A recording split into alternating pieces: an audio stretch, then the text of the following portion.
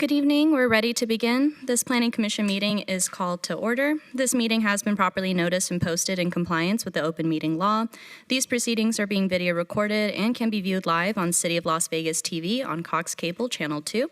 You can also watch the meeting live online and access other city content by visiting lasvegasnevada.gov/connect. The proceedings will be rebroadcast on City of Las Vegas TV the Saturday after the meeting at 10 a.m., Monday at midnight, and the following Tuesday at 6 p.m. Please stand for the Pledge of Allegiance.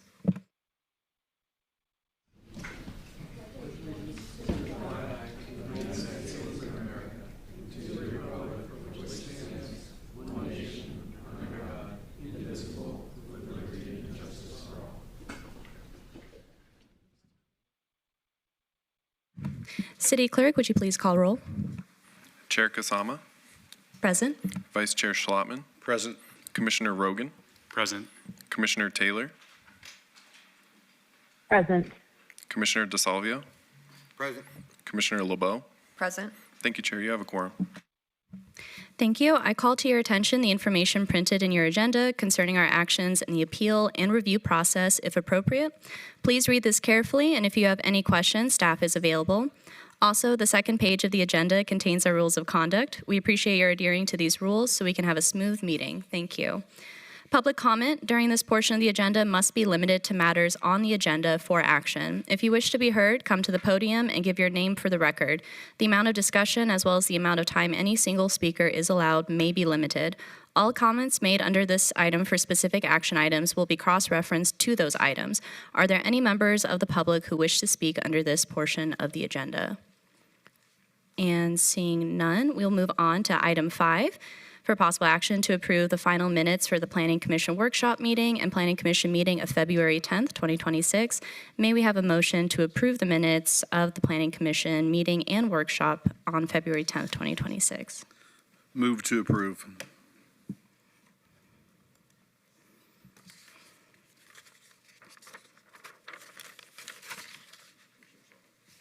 Commissioner Taylor. Aye. Motion carries.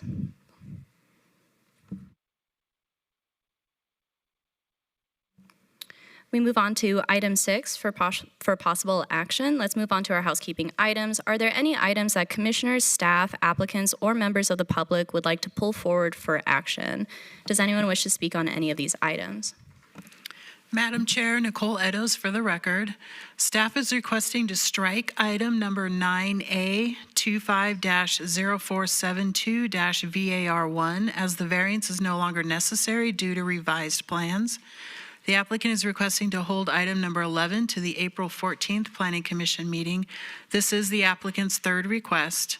The applicant is requesting to withdraw without prejudice item number 12, and the applicant is requesting to hold item number 25 to the April 14th Planning Commission meeting. Thank you. Thank you, and seeing none from the public, Vice Chair, can I have a motion? Yes, Chair, through you, I move to hold 9A, on 9A for this item to be stricken, on item number 11 and 25 to hold these items in abeyance till the April 14th, 2026 Plan Commission hearing, and to withdraw without prejudice item number 12. That is my motion. Commissioner Taylor. Aye. Motion carries. With that, we move on to our consent items. Consent items are considered routine by the Planning Commission and may be enacted by one motion. However, any item may be discussed if a commission member or applicant so desires. Vice Chair, may I have a motion for approval on consent item number 7? Yes, Madam Chair, through you, on item number 7, move to approve, subject to staff's conditions. Commissioner Taylor. Aye. And that motion carries. Please post. And that item is final action unless appealed to the clerk within 7 days. We now move on to one motion, one vote. The following are items that may be considered in one motion, one vote. They are considered routine, non-public, and public hearing items with a staff recommendation of approval. All public hearings and non-public hearings will be opened at one time. Any person representing an application or a member of the public or a member of the Planning Commission not in agreement with the conditions and all standard conditions for the application recommended by staff should request to have that item removed from this part of the agenda. Item number 8, 26-0011 SUP1, applicant Taylor Morrison of Nevada, LLC, owner KLLB by 4 LLC, for possible action on a land use entitlement project request for proposed golf courses, clubhouse, public and private alcohol on-premise full use at the southwest corner of Serene Haven Avenue and Indigo Oak Street. This was noticed as a public hearing. Would anyone like to be heard? Seeing none, Vice Chair, may I have a motion? Yes, Madam Chair, on item number 8, 26-0011 SUP1, move to approve subject to staff's conditions. Commissioner Taylor, Aye. Motion carries. And that is final action tonight. Let's appeal to the city clerk in 10 days.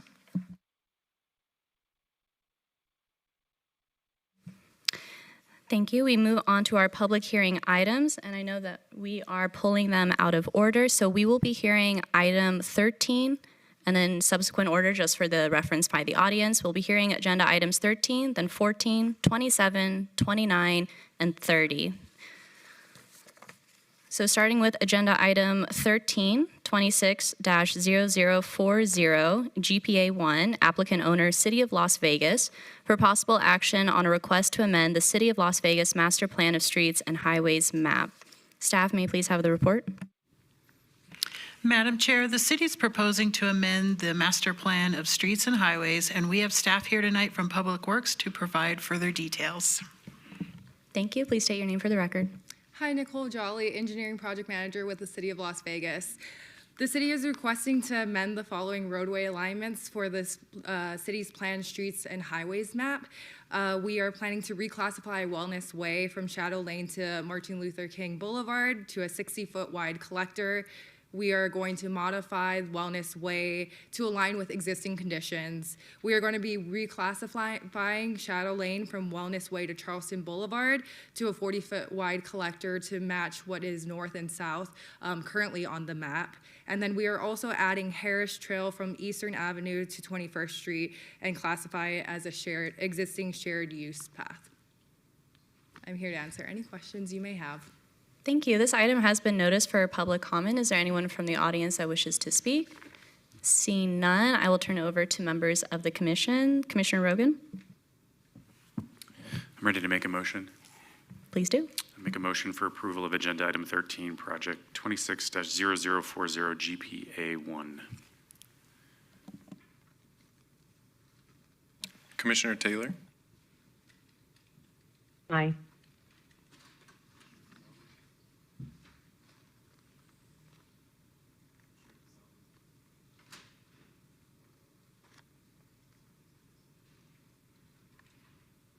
And that motion carries. And that will move on to city council on April 15th.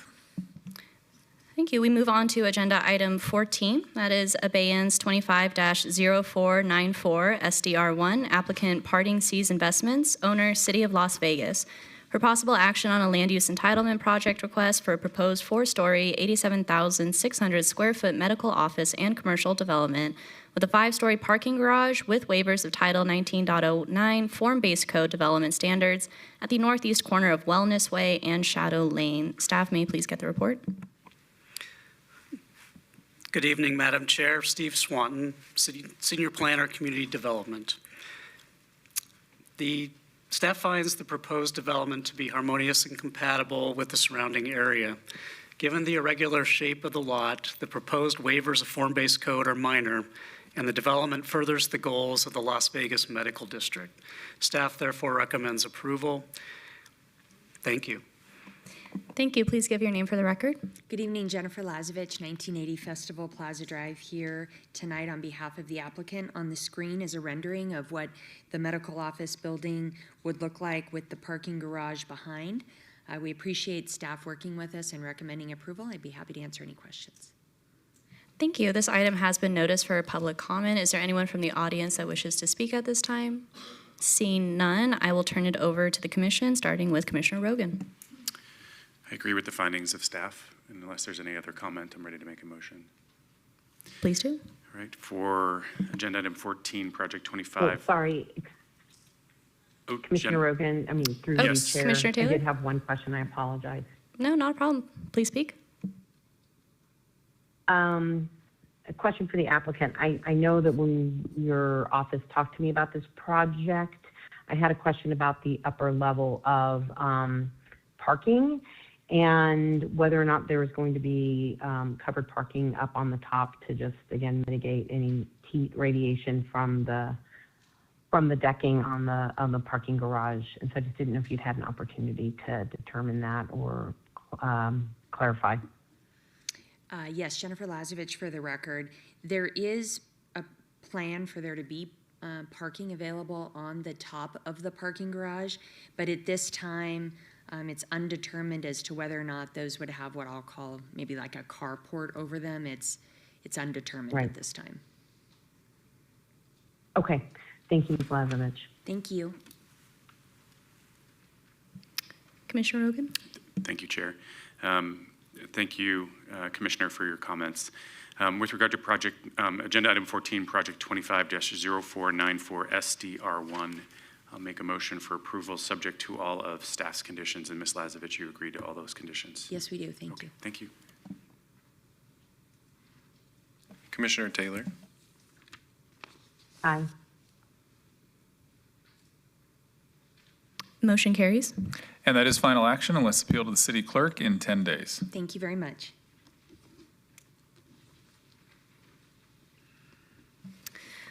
We now go to agenda item 27, abeyance 25-0563 TXT1, applicant owner, City of Las Vegas, for possible action on a request to amend LVMC 19.17 and 19.18 regarding the attainable housing incentives and definitions conforming with Assembly Bill 540 of the 83rd session of the Nevada Legislature, and to provide for other related matters. Staff may please get the report. Good evening, Madam Chair and Commissioners. Marco Vallada, City of Las Vegas, Department of Community Development for the record. As you recall, at our Planning Commission workshop in February, we talked a little bit about attainable housing standards. This amendment would modify Title 1917 on our incentives for affordable housing and then change them to the new terminology that was provided for in Assembly Bill 540 of the 83rd legislative session in 2025. Along with some other amendments in AB 540 were the introduction of new tiers of housing, including tiers 3, 4, and 5, which increase the area median income thresholds from 60 to 80% area median income, 80 to 120% area median income, and 120 to 150% area median income. The amendments to Title 1917 will change the word affordable to attainable to match up with that, as well as change the incentive structure for our fee reduction incentive, which would be structured along the lines of minimum percentages for more attainable housing and a greater fee reimbursements depending on what general plan category it falls into, whether that's form-based code for the downtown, our transit-oriented development categories, or for any other category within the city. Along with AB 540, there is additional incentive money that we have applied for through the state, through the Division of Housing. We are working with them on the outcomes of that, but this is one of the steps to providing greater incentives for a number of permit fee and other impact fee reductions, as well as taxes. With that, if there are any questions, I'd be more than happy to answer. Thank you for the report. This has been noticed for public comment. Is there anyone from the audience at this time that would like to speak? Seeing none, I will turn it over to members of the commission. Are there anyone on the commission that would like to give any comment? Commissioner Taylor? Thank you, Madam Chair. Mr. Vallada, I did have a couple of questions. Especially where you're looking at the funding that might be coming from the state, from that Nevada Attainable Housing account, is there any, has there been any consideration about how that gets allocated between for rent products and for sale products? Because you do sort of acknowledge on page 12 one of the concerns that I've expressed, which is, you know, we've got sort of two types of housing, housing which is apartments and single family housing. And so with what you identified on page 12, in terms of trying to come up with additional product, in terms of fourplex, triplex, that kind of thing, have you given consideration to how we make sure that there are opportunities to purchase, not just to rent? Marco Vallata, City of Las Vegas, Department of Community Development. For the record, to the chair, to you, Commissioner. At this time, we're keeping this open for a range of different housing types. We will take a look at some of those specifics as part of a strategic housing plan that we are working with our Department of Neighborhood Services on. Our director, Seth Floyd, and the other directors of our Neighborhood Services Department and their staff kind of acknowledge exactly what you're talking about with respect to the for sale product, as well as some of the other challenges that are related to Assembly Bill 540. That's something we're going to continue to explore, but for the time being, this amendment here, I think, accomplishes what AB 540 sets out to do, and we're going to at least work through some of those things with the Division of Housing at the state level in terms of that $5 million matching fund that was allocated to the city as part of the bill.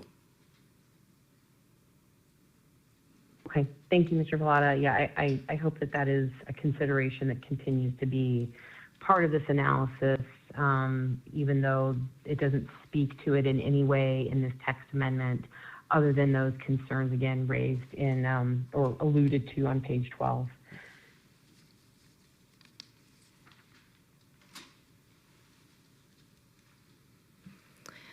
Thank you. That was the end of my questions, Madam Chair.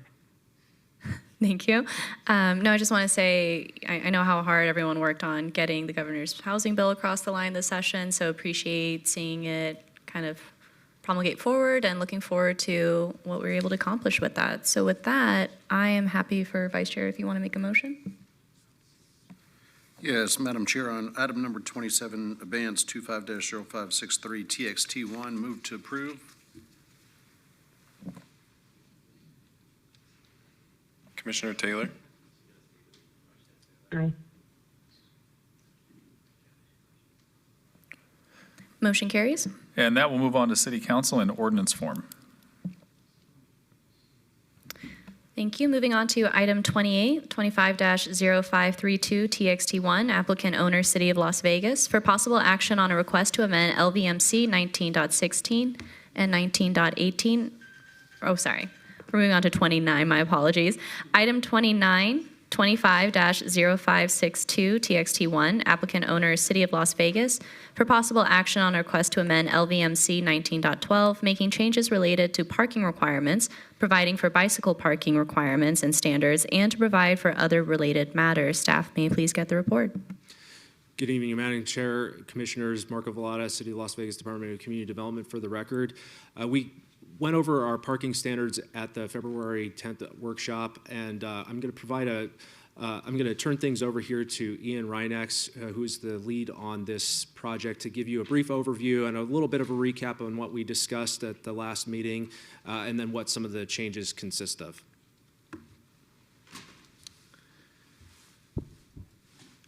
Good evening, Madam Chair and Commissioners. Ian Reinex for the record. So right into the parking study. So again, as Marco alluded to, we're just sort of giving a quick overview due to the workshop last month.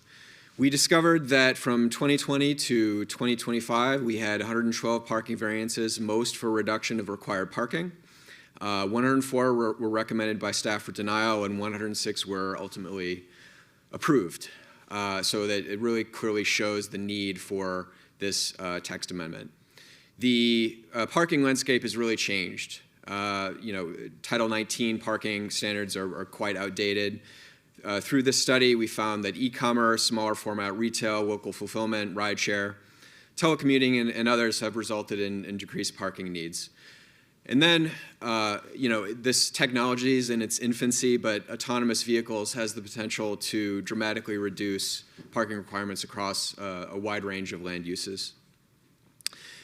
Through our surveys as part of the study, the city found that shopping centers had an average peak holiday occupancy of 61.5%, of Title 19 requirements, and only 50% for off-holiday. So peak holiday was around December, off-holiday was in March.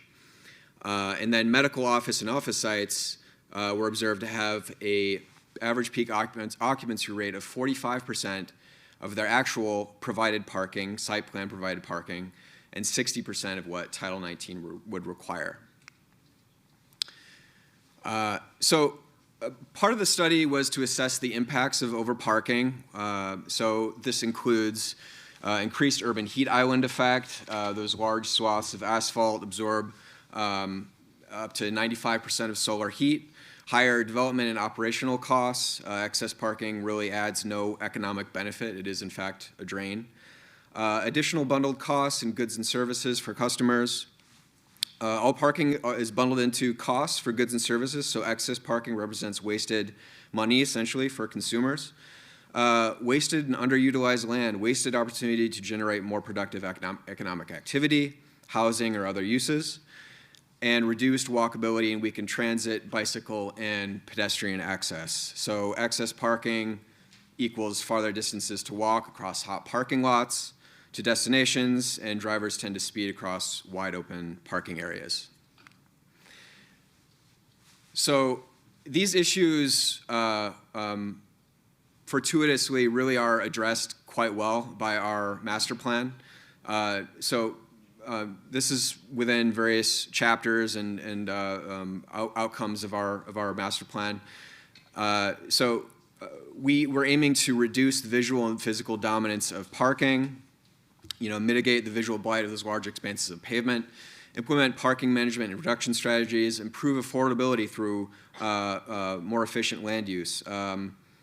Again, improve the affordability of housing and those goods and services.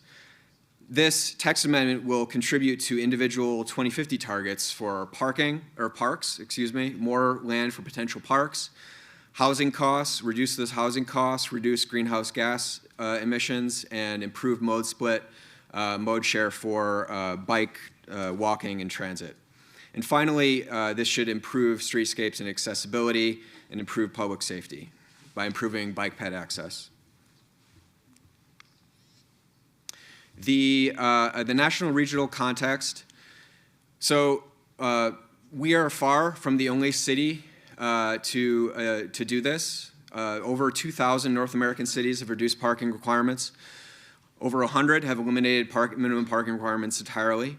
Over 1,000 cities have implemented parking maximums. And Clark County, our neighbor, recently completed a 17 to 50% reduction in minimums for most of their land uses, and they added a 115% maximum on those minimums. So this is a broad overview of the summary of this broad overview of this text amendment, which is one, to reduce minimum parking requirements across 96 uses. We added parking maximums for all uses. And we added the flexibility to exceed maximum or reduce minimum parking requirements via parking demand studies. And finally, new bicycle parking standards. And so this is just a quick overview of our bike parking standards since they're brand new. It will apply to applicable uses, non-industrial active uses with the daily visitors. Amount required is 5% of whatever the vehicle parking is required. Placement design, 10-gauge metal alloy is supposed to allow locking at 2 points, not be of a certain design that's deemed to be lower quality or unsecure. And bicycle parking must not block entrances or pedestrian flow, among other more detailed locational requirements. Thank you, and Mark and I are here for any questions you may have. Thank you. This has been noticed for public comment. Is there anyone who wishes to speak at this time? Seeing none, I will turn it over to members of the commission. Is there anyone on the commission that would like to give comment on the text amendment? Seeing none, I'm happy to pass it along to the Vice Chair. Oh, Madam Chair. Oh, Commissioner Taylor? sorry, Madam Chair. Yeah, thank you. Just a couple questions on this one. I didn't see in the text amendment any sort of reference to how this reduced area of parking might impact landscape requirements, parking lot island requirements, and I just wanted to understand if there's going to be any concomitant reduction in those requirements, because it would seem that your the statements and the observations about the impact of parking lots to Urban Heat Island and to GHG, that those would obviously be, obviated if we were also reducing any requirements related to landscaping and in particular trees in parking lot islands. Through the chair to you, Commissioner Taylor, Marco Vallata, City of Las Vegas, for the record. As far as the parking lot design standards, as part of this amendment, there's nothing that is being changed for this one. However, one of the other amendments that we've talked to the commission about at prior planning commission meetings is a urban forestry and landscaping text amendment. That is something that we're on track for the April planning commission, as well as a fairly lengthy amendment to Title 13 of Las Vegas Municipal Code specific to trees and urban forestry. So among those changes that we were looking at for Title 19 include the parking lot landscaping and some of the standards related to residential and commercial development standards as it relates to trees and other landscaping requirements that I think you're alluding to. Not in this amendment, but that is something that we'll be looking at coming up. Okay, thank you very much, Mr. Vallata. Looking forward to seeing those amendments. Thank you, Madam Chair. Thank you. Vice Chair? Yes, Madam Chair, through you, just real briefly, we've looked at parking variances, as you mentioned last month, and I don't know, you said something like 95% of them were approved.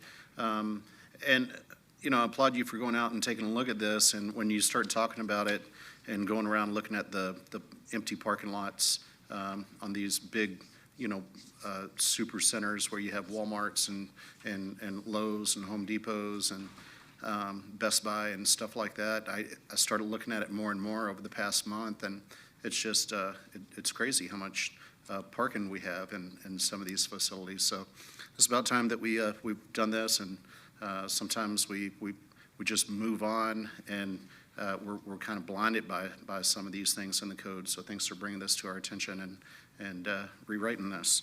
And Madam Chair, ready to make a motion? Please do. On item 2925-0562, TXT1, move to approve, subject to staff's conditions. Commissioner Taylor? Aye. Motion carries. And that will move on to City Council in ordinance form.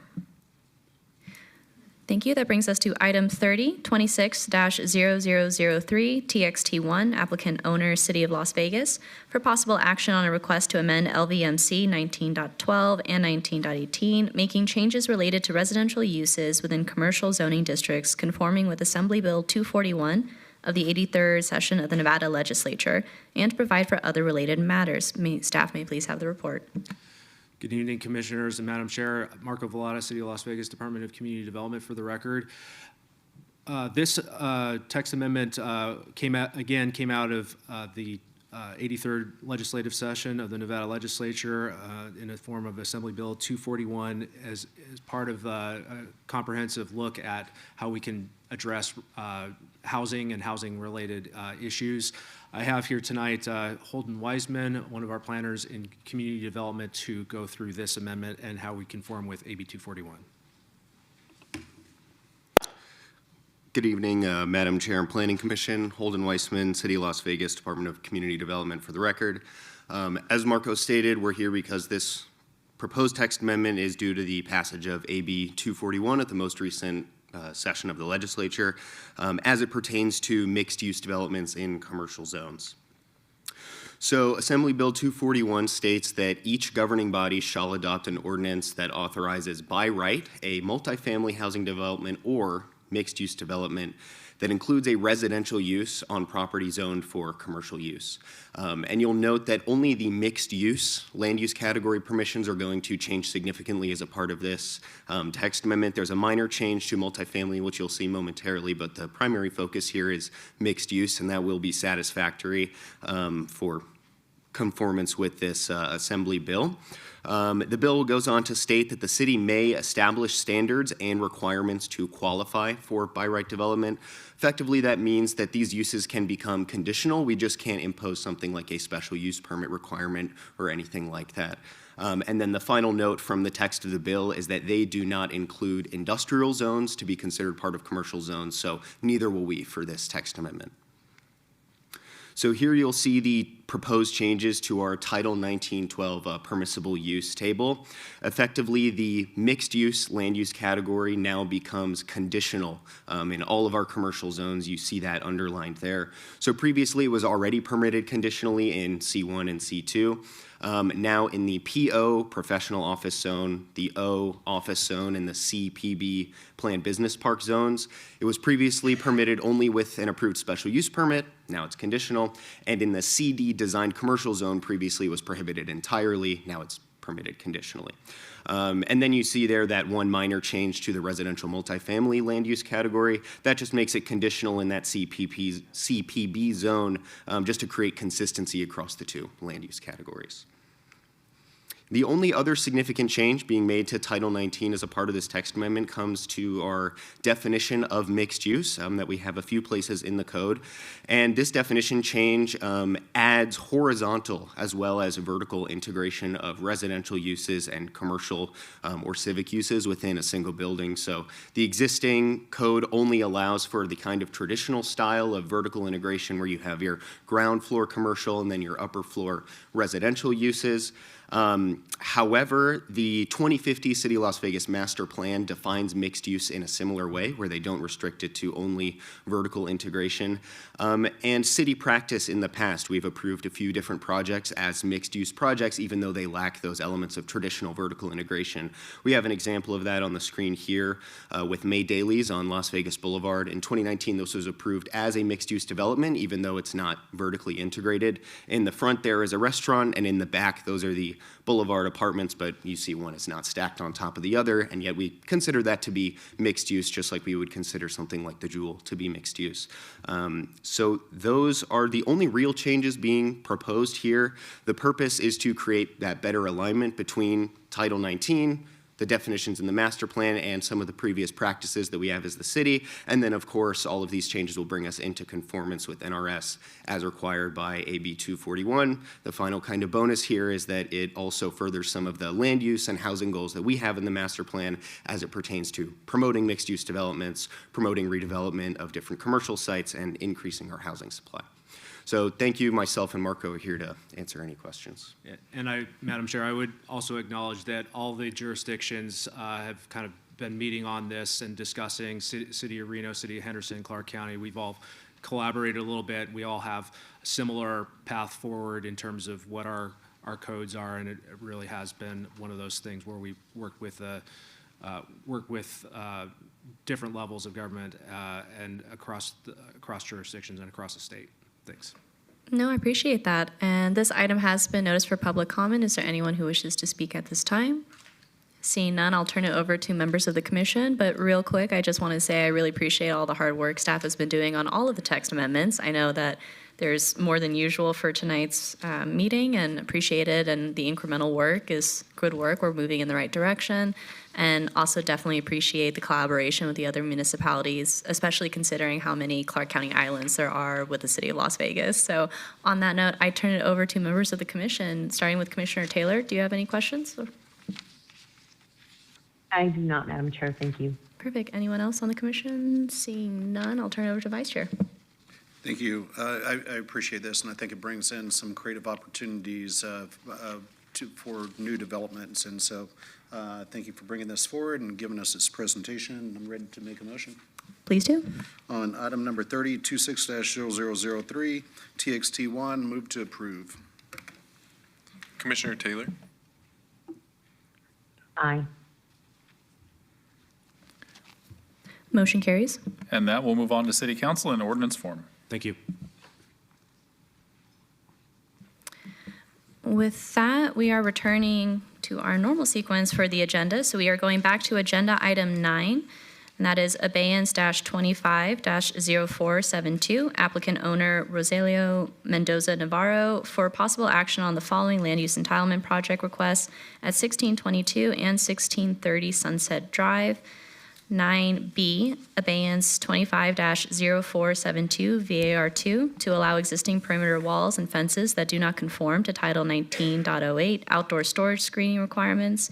9C, abeyance 25-0472 SUP1 for proposed salvage or reclamation of products outdoor use. 9D, abeyance 25-0472 SDR1 for proposed salvage or reclamation of products outdoor development with waivers of perimeter landscape buffer requirements and building facade development standards, and to allow chain link perimeter fencing and barbed wire where such is not allowed. Staff, may I please get the report?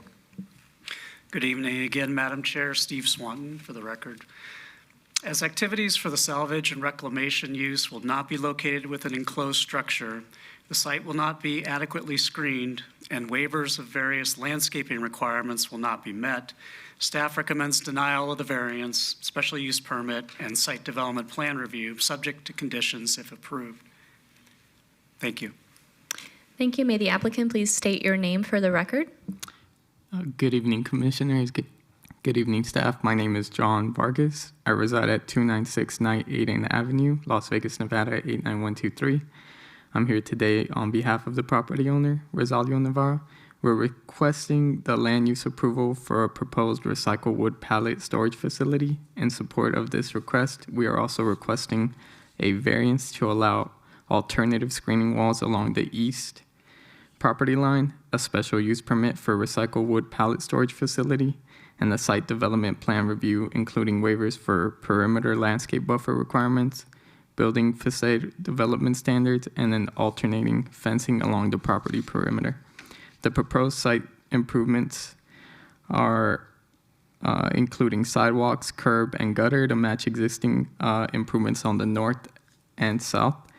10-foot landscape buffer with 24-inch box streets spaced every 20 feet along the west and east property lines. 2 commercial 28-foot gated driveways constructing according to standard drawing 224.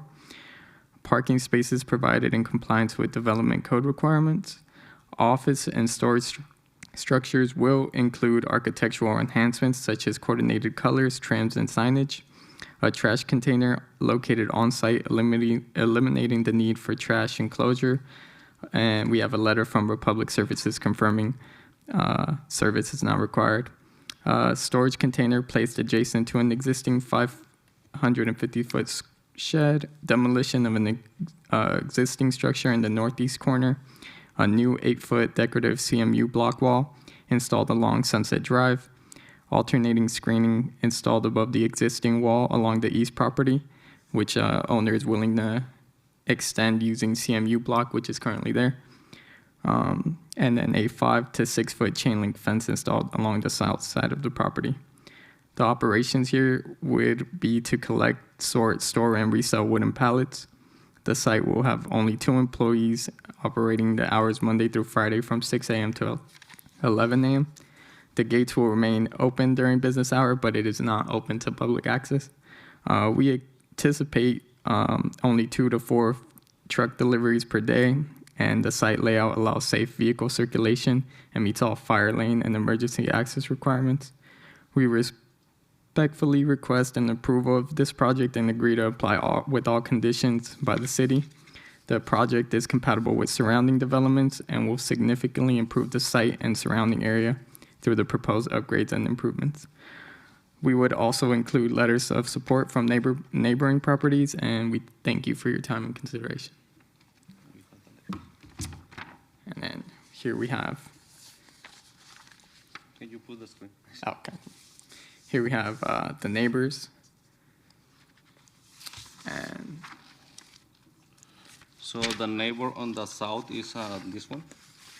He signed the petition form.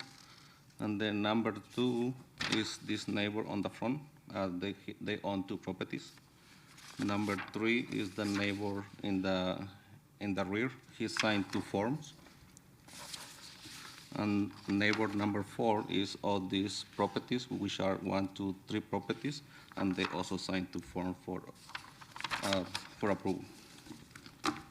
Thank you. If you'd like to submit that to one of the staff members so we can have it on the record, thank you. And with that, this item has been noticed for public comment. Is there anyone in the audience at this time that would like to speak? Oh, one. Please come forward and state your name for the record.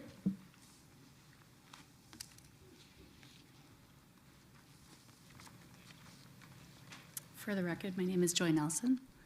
I thought that was very well done, and it looks like an excellent plan, and with the neighbors all agreeing, I thought I would comment that it seems like they've really thought it through, so I support it. Thank you.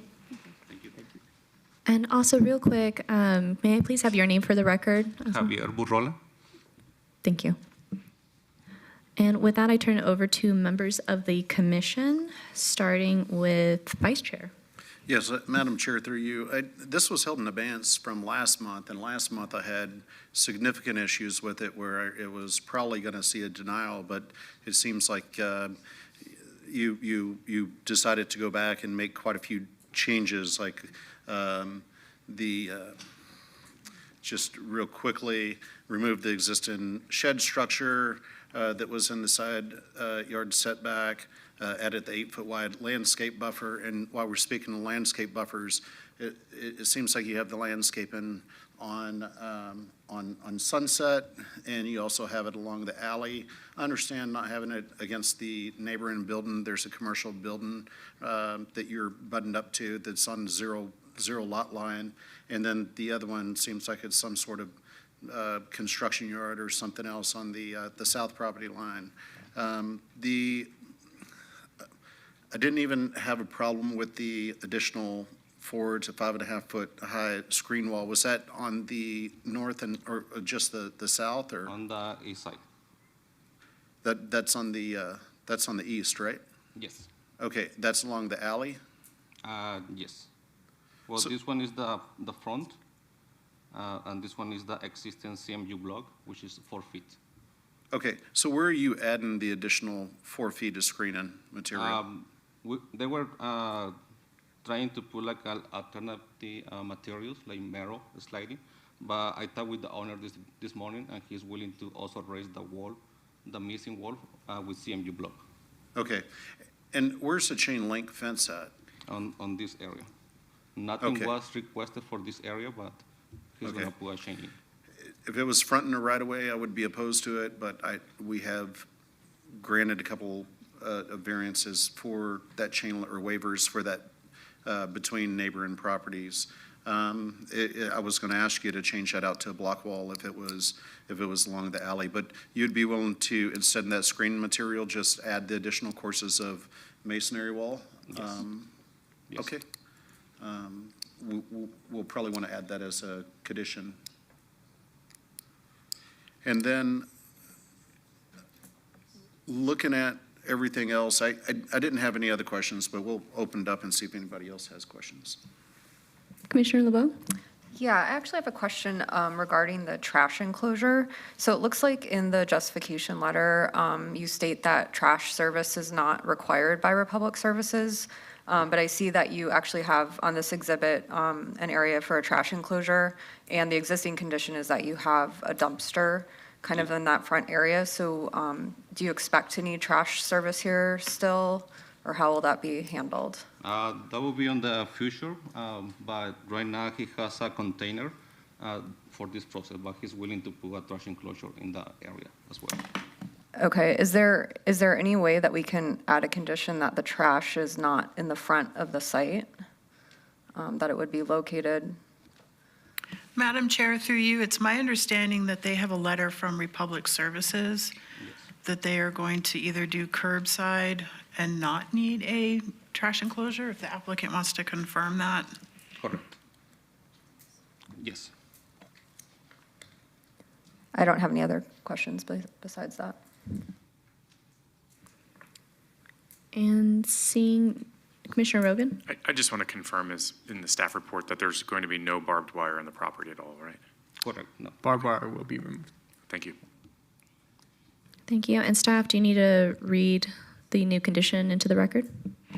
Madam Chair, for that wall along the east side, it's my understanding that the applicant had the site surveyed and that wall was on the neighbor's property? Was that correct? For this one? Along the east perimeter? Yes, and we provide some letters. Yes, that they're so okay. at this time, Madam Chair, without an application from that property owner, we could not condition to force them to add coursework. This is going to have to be take their word for it, that they'll work with the neighboring property owner to add that coursework to that wall. Madam Chair, through you, that's the coursework for, There's a wall on the east, along that east property line, that is the 4-foot tall wall. I believe it's this one, right? Yeah, that's the east side. Yeah. does that not back up to an alley? We were informed that the wall after a survey was actually on the neighboring property. And that was why we did not eliminate that particular variance and kept it due to the fact that we did not have an application, a signed application from that property owner agreeing to raise the height. I understand there's a verbal agreement, No, but without, There's a letter. It's We a get written letter. yeah, so there's a letter stating, but without that application, it's hard for us to impose a condition on another property owner when we don't have their application and they're not part of this application. But wouldn't the duty fall on the applicant, and if they can't achieve this, they would have to come back? No, we left the variance as part of their application package, so if they are not able to come into an agreement with that neighboring property owner, they have the variance for the shorter wall. Okay.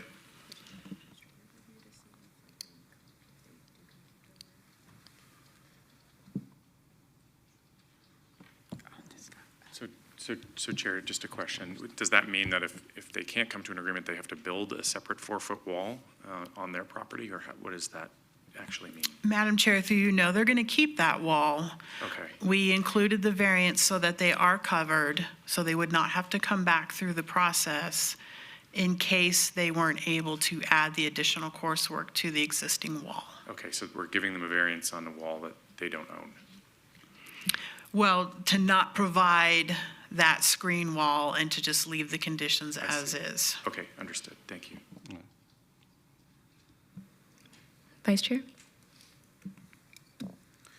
Yes, Madam Chair, through you, I think I'm ready to make a motion.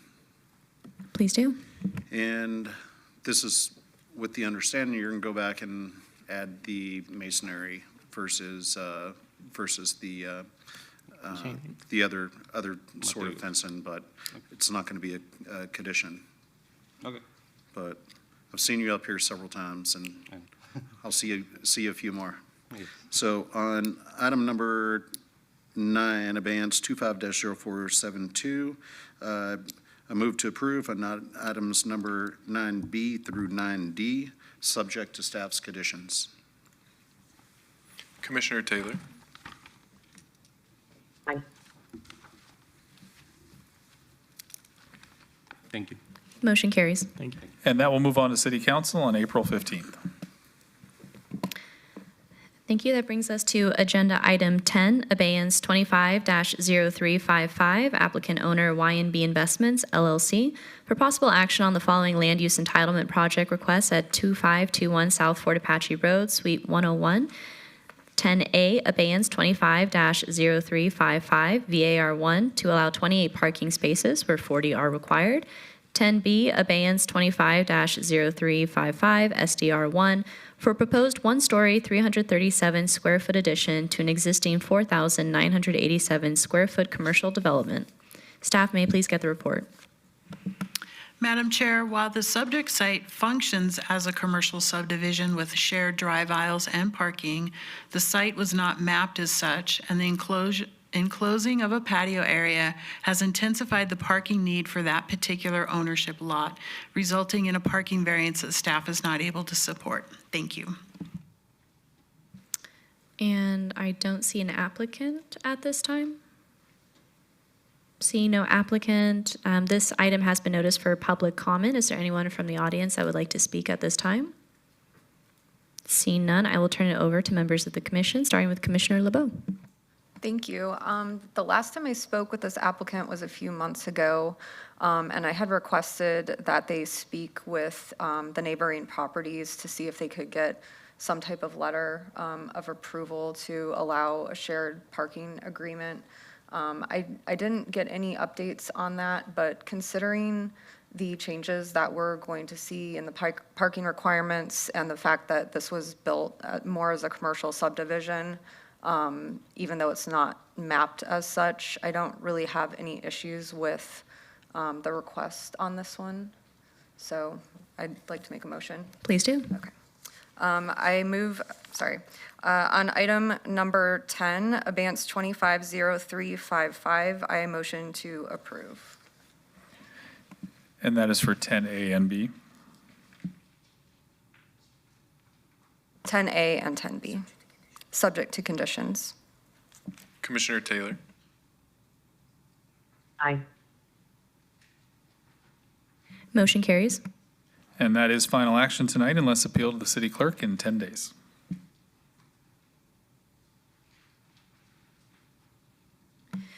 That brings us to item 15, abeyance 25-0605, VAR1, applicant owner J. Christopher Dapper and Jamie M. Dapper for possible action on a land use entitlement project request to allow a proposed front yard wall that does not conform to Title 19 development standards for height and visibility at 2500 Pinto Lane.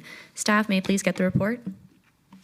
Madam Chair, this is Holden Weissman, Planner 2, Community Development for the record.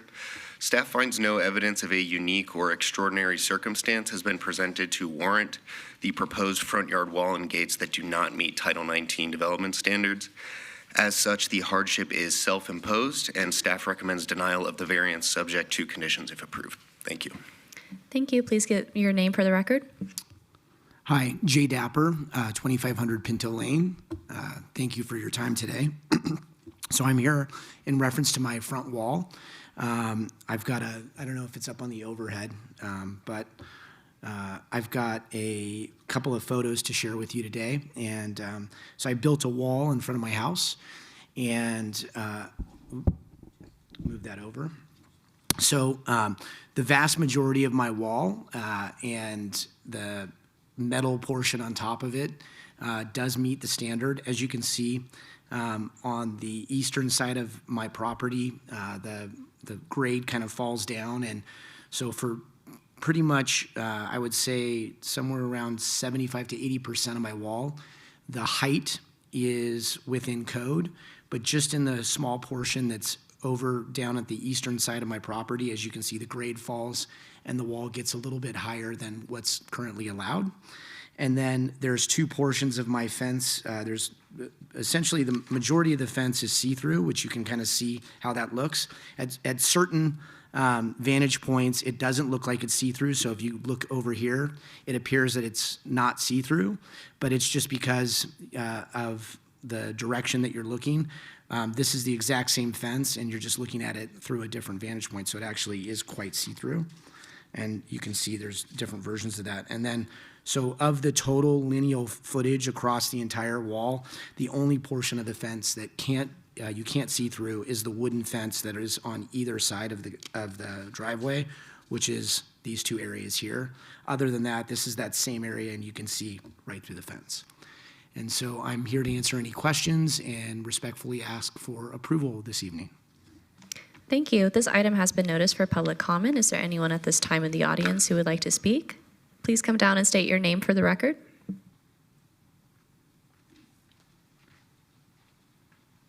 My name's John O'Reilly. I live at 3013 Pinto Lane, also own the property at 619 Campbell. I would encourage you to approve Mr. Dapper's application. If you look at some of the other walls in the area, Mr. Dapper's looks beautiful.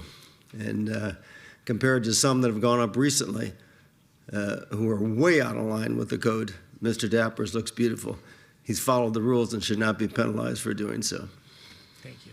Appreciate it. Thank you. With that, I will turn it over to members of the commission, starting with Commissioner Rogan. I agree with Mr. O'Reilly. I wish you could build all the walls in your neighborhood, considering some that have gone up and some that have come before me, and some of which I have approved. I think this is a great wall. It's about 6 feet in height, which we've approved in the past. It meets most of the requirements. Again, it's only that solid gates that are really out of line with stuff that we've approved, but it looks great, so I have no problem with it. Thank you.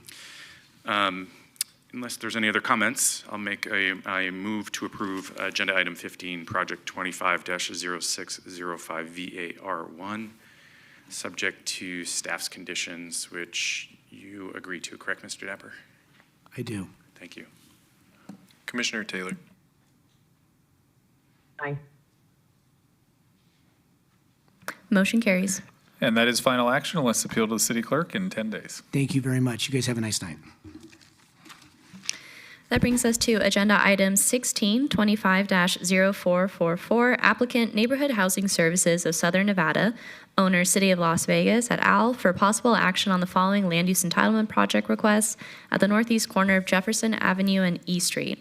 16A, 25-0444, Zone 1, from T4MS, T4 Main Street to T4N, T4 Neighborhood, APNS 13927 210 057 and 13927 210 058, 16B 25-0444 WVR1 to allow waivers of Title 19.09 Form-Based Code Development Standards Lot 1, 16C 25-0444 WVR2 to allow waivers of Title 19.09 Form-Based Code Development Standards Lot 2, 16D 25-0444 WVR3 to allow waivers of Title 19.09 Form-Based Code Development Standards, Lot 3, 16E 25-0444 WVR4 to allow waivers of Title 19.09 Form-Based Code Development Standards, Lot 4, 16F 25-0444 WVR5 to allow waivers of Title 19.019 Form-Based Code Development Standards, Lot 5,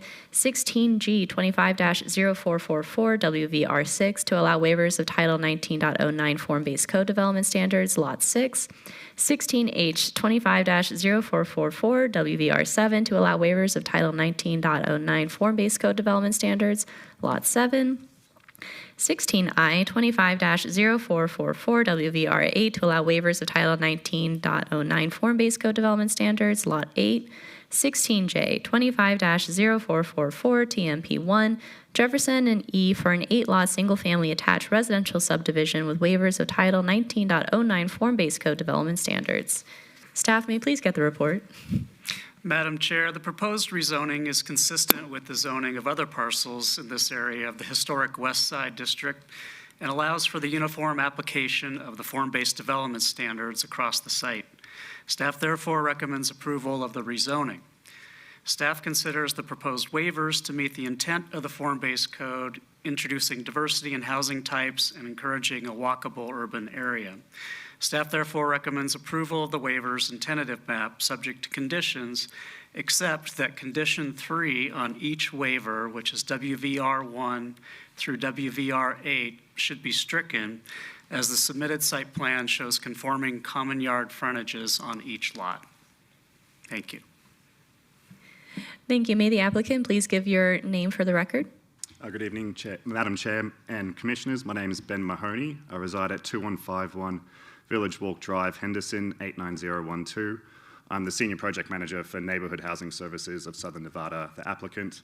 With me today is Susan Florian, representing our civil engineer on the project, Taney Engineering. Our project is called Mosley Commons, located on the corner of Jefferson and E Street. The site's directly across from 500 Jefferson Avenue, a building we also own and manage 6 rental units to low-income households. This project will be a partnership between the City of Las Vegas and NHSSN. Of the 4 parcels on the site, 3 are owned by the city and 1 owned by us. Combining all parcels together, it will be 0.68 acres, creating a subdivision of 8 single attached family homes. The range, you can see that on there. So that's our 500 Jefferson there and the site parcels here.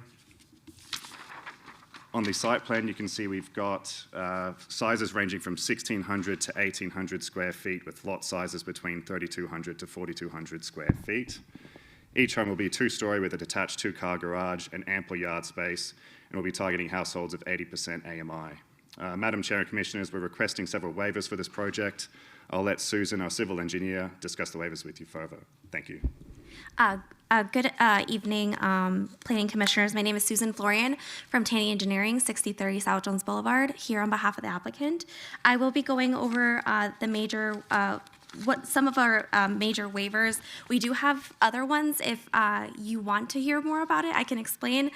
But the first one is a zone boundary amendment. We're asking for the, so 2 of the parcels are already zoned T4N, and the other 2 parcels are zoned T4MS, and we're just requesting to rezone all of them to T4N. One of the waivers is for the gross floor area. So the garages are supposed to be 218.27 square feet, but we are requesting for them to be 455.18 square feet. Another waiver is for the side window. So they're required to have a 10-foot setback, but we're asking for a 6-foot setback on the east side. Another waiver that we have is for the row house depth waiver. So for lots 1, 3, and 6 and 8, we're asking for a 58-foot depth row house where 45 is the maximum depth. And then for lots 2, 4, 5, and 7, we're asking for a depth foot of 56, where 45 is required. We are grateful for staff's recommendation for approval, and we're here to answer any questions that you may have. Thank you so much. This item has been noticed for public comment. Is there anyone from the audience at this time that would like to speak? Seeing none, I will turn it over to members of the commission. Is there anyone on the commission that would like to give comment or have any concerns? And seeing none, Vice Chair? Yes, Madam Chair, through you. I met with the applicants a few months ago in my office, and they briefly brought me up to speed on this project, and applauding them for bringing us a project that looks nice. And this is an area where we've seen a lot of different projects try to come to this area, and some of them have been hard fought by the neighborhood, and others have they've just been very vocal. But this project, it seems like they're in support, or they're definitely not in opposition because they're not here tonight. And I'd love to see more of this get built in that area. I have no problem that the garages are a little bit larger, and that we have a minor setback on the east side of the project. So I think overall, as conforming, you made it look nice by having various portions of your facade set back more than others, and different colors and everything else. So thanks for bringing us something that would look nice in that neighborhood. So I'm ready to make a motion, Madam Chair, on item number 16. Madam Chair, if I just may, excuse me, Vice Chair, apologies. Commissioner Taylor? Madam Chair, if I could just ask one quick question. Go ahead. Oh, thank you, Madam Chair, through you. To the applicant, echoing Vice Chair Schlottman, I think it's a great looking project. I just wanted to ask if I missed it. Is this a project that is providing a for sale product, or are these going to be for rental? Yes, for sale product. For sale product? Yes. I'm sorry, I just didn't hear. Yeah, yes, for sale product. Yes, Commissioner For Taylor. sale, great. Thank you so much. I appreciate it. Okay. Thank you, Madam Chair. I apologize, Vice Chair. Not a problem. No, I do think that this is kind of great floor plans, and I love what you've kind of put together, so thank you. Vice Chair? Thank you. And also a great landscaping plan. So thank you for preparing that from the get-go.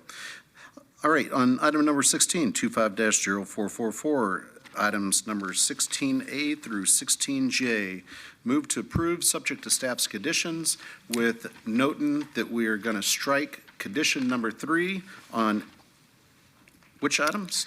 Madam Chair, through you, WVR 1 through WVR 8. Okay, so that would It's the same condition for each lot. striking condition 3 for 16B through 16I. Thank you, and that's my motion. Correct. Move to approve, subject to staff's conditions. Commissioner Taylor. Aye.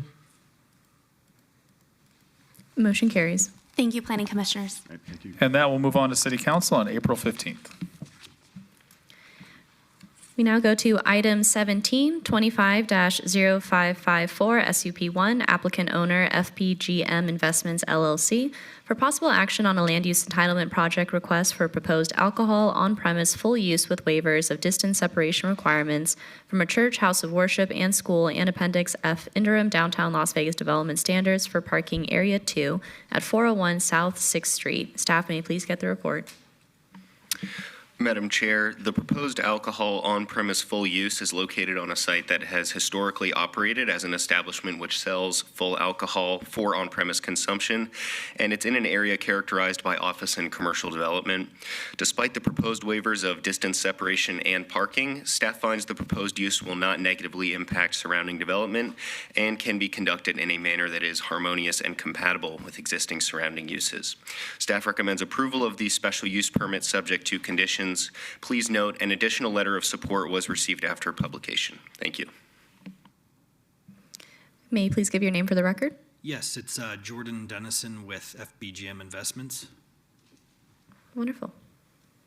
I'm here to seek approval today for the special use.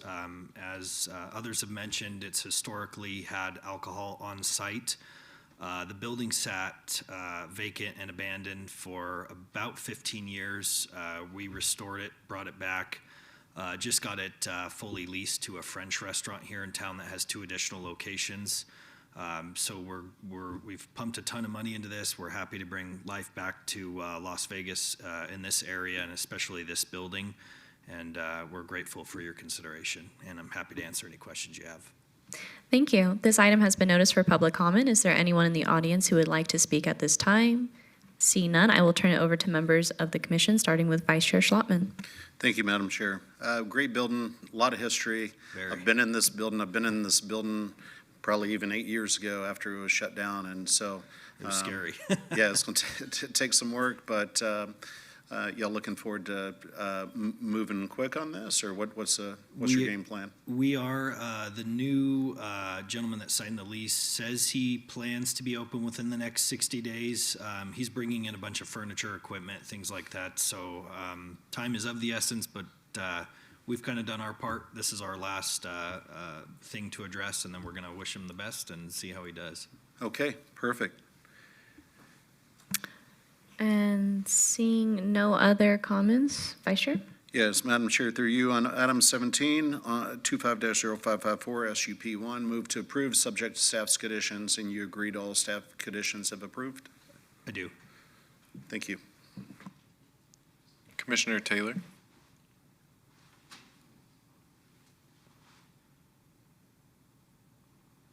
Commissioner Taylor. I said aye.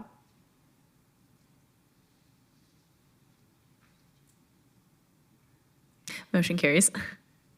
And that will move on to City Council on April 15th. Thank you.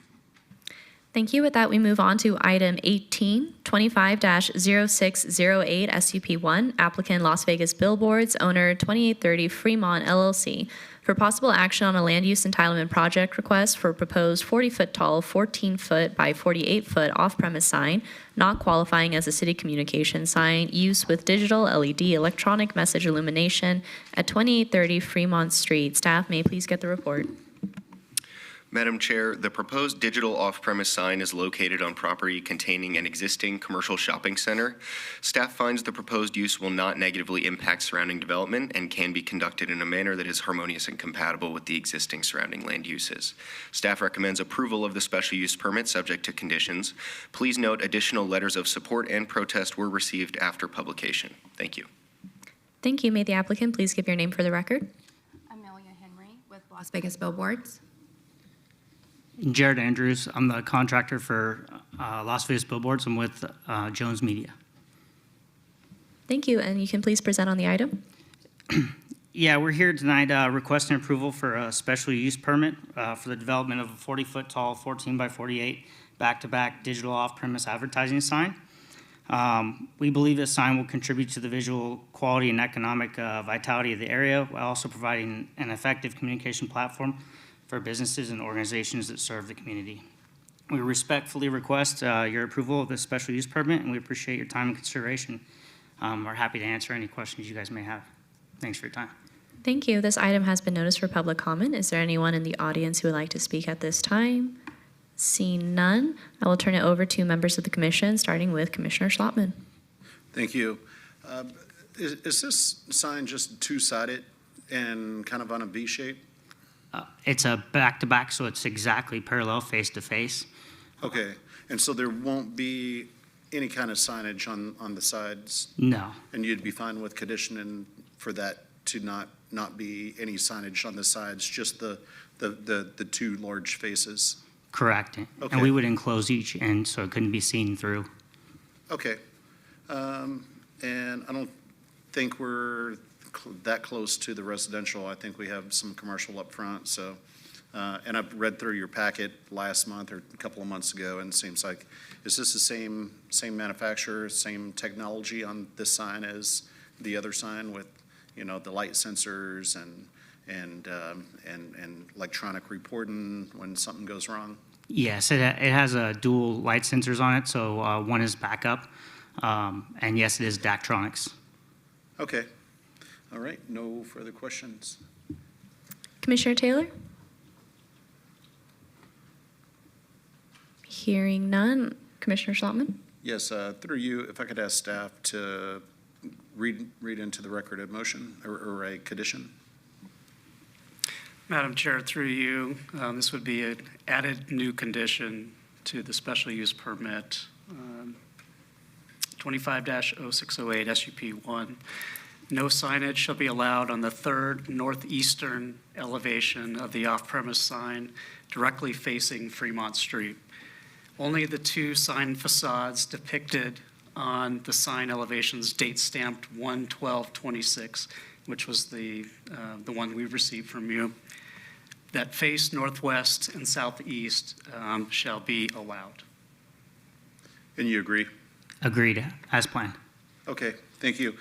Madam Chair, I'm ready to make a motion. Please do. On number 1825-0608 SUP 1, move to approve subject to staff's conditions and the added condition as read into the record by staff. And you agree to all, if approved, conditions? Yes. Okay, thank you. Commissioner Taylor? Aye. Motion carries. And that is final action unless Thank you. appealed to the city clerk in 10 days. Thank you. That brings us to item 1925-0614, applicant owner Angel Diaz for possible action on the following land use entitlement project requests at 11 Prince Lane. 19A 25-0614 VAR1 to allow an existing front yard fence that does not conform to Title 19 development standards for height. 19B 25-0614 SDR1 for proposed conversion of an existing single-family residential dwelling to an office with waivers of perimeter landscape buffer requirements. Staff may please get the report. Madam Chair, the proposed residential to office conversion fails to meet landscaping requirements and therefore does not support the City of Las Vegas 2050 Master Plan goals and vision for reducing the heat island effect. In addition, no addition of a unique or extraordinary circumstance has been presented to warrant the requested variance to allow a 6-foot-tall front yard fence. Therefore, staff does not support the request and recommends denial of both the variance and the site development plan review. Thank you. Thank you. Please state your name for the record. Injo Diaz, 1255 Pleasant Brook Street, Las Vegas, Nevada, 89142. You see, I just tried to put my office there. I put the fence that high because that's a lot of homeless there. Even the police told me to put it that high. They go like every week, so that's the way. That's why I put it there. If they want landscaping, I already got some landscaping to the west side of the building.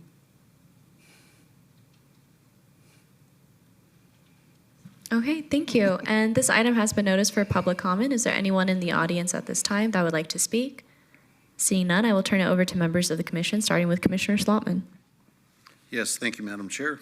I've reviewed this application. I don't have a big problem with the fence because it's see-through from the ground up, but I do have a problem that with zero landscaping. Yeah, I had some landscaping in the west side of the building, but I didn't put it because I told you if I just put a variance, I don't need it, but I already got one. Let me finish. So I'd like to hold this for 30 days. I'd like for you to show me what you're going to do with landscaping and come back with a plan, because I don't want to approve this right here tonight while we're presenting, because I want to see it, thought through a little bit. I know that some of these landscape buffers can get wide, 8, 10, 15 feet. I don't need, hold on. Okay. I don't need it to be the full width of whatever it is, because then you wouldn't get any parking in there.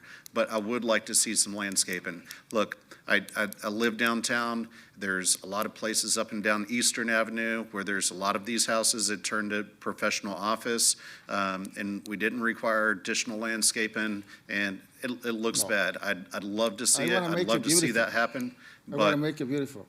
Okay, I'm gonna make it then beautiful. I tell you what, I'm gonna meet you on the side here in a second. I'm gonna Okay. give you my telephone number, and is 30 days enough time for you to come up with a plan and show me Yeah. what kind of landscaping you're gonna do around the perimeter? Yeah, even I can put some plants at the corners, so it looks.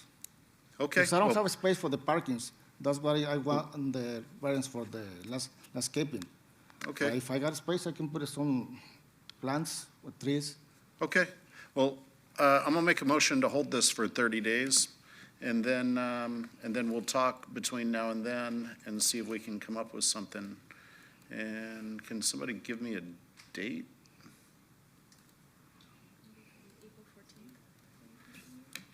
Is that April? Okay, so April 14th. So on item number 18, I am going to make a motion to hold this in abeyance for 30 days until the April 14th, 2026 Planning Commission hearing. Okay. Okay.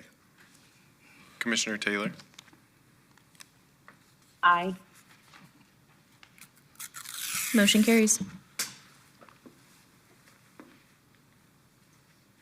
And with that, we go to item 2025-0617, SDR1, applicant owner Miguel Gutierrez, for possible action on a land use entitlement project request for the addition of a proposed one-story, 9,000 square foot building to a site containing an existing commercial building with waivers of perimeter landscape buffer requirements and of Title 19.08 building facade development standards at 4485 North Rainbow Boulevard. Staff, may I please get the report? Madam Chair, staff has determined that since the proposed waivers and exceptions concern landscaping located in the rear yard behind a gate and adjacent to the existing mini-storage development located west of the site, they will have minimal negative impact to the existing surrounding commercial developments. The proposed addition is compatible with the site and the adjacent development in this area. Therefore, staff recommends approval, subject to conditions. Please note there are additional documents of support received after publication. Thank you.